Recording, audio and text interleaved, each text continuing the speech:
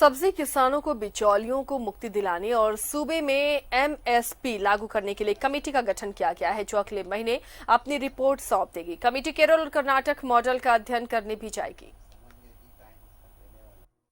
झारखंड में सब्जी उत्पादन की अपार संभावनाएं हैं, मगर किसान बिचौलियों के हाथों औने पौने कीमतों में सब्जियां बेचने को मजबूर हो जाते हैं।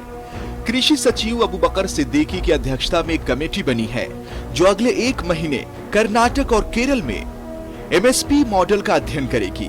कृषि मंत्री बादल पत्रलेख ने कहा कि इससे किसानों को भी राहत मिलेगी और सब्जी की कीमतों पर भी अंकुश लगेगा। जब से ये सरकार बनी है, प्राकृतिक आपदा को ही झेल रही है, चाहे कोविड हो, चाहे अभी आप देख रहे हैं धान में कैंसर की बीमारी हो रही है। उन सब चीज़ से भी निपटना हमारी प्राथमिकता है और ये सब्जियों के एमएसपी जो कृषि बिल केंद्र सरकार द्वारा लाया गया है, इर्रेस्पेक्टिव है, लेकिन हमने जो वादा किया किसानों से हम वो करेंगे। सब्जियों के भंडारण के लिए हर जिले में एक बड़े कोल्ड स्टोरेज की जरूरत होगी। पहले ही सरकार ने राज्य भर में 35 कोल्ड स्टोरेज की योजना को मंजूरी दे दी है।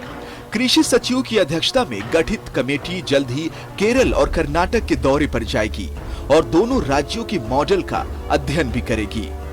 माननीय मंत्री महोदय का इच्छा है सब्जी को भी एमएसपी देना चाहिए, तो उन्होंने लास्ट टाइम एक मीटिंग में हम लोग के सजेशन दिया था, तो हम लोग उसको कुछ प्रिपरेटरी वर्क शुरू किया है। अभी हम लोग एक कमेटी कंस्टिट्यूट कर रहे हैं, उस कमेटी उसको स्टडी करेंगे।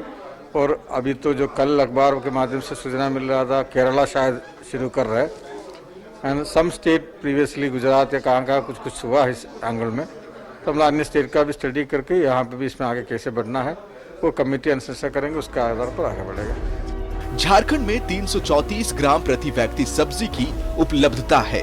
2024 तक 16.57 टन प्रति हेक्टेयर और 2030 तक 18.23 टन प्रति हेक्टेयर सब्जी उत्पादन का लक्ष्य रखा गया है। अगर यह संभव हुआ तो झारखंड का शुमार जल्द ही सब्जी निर्यातक राज्यों में हो सकेगा। न्यूज़ 11 भारत के लिए कैमरामैन देवाशीष के साथ शहनवाज अख्तर की रिपोर्ट।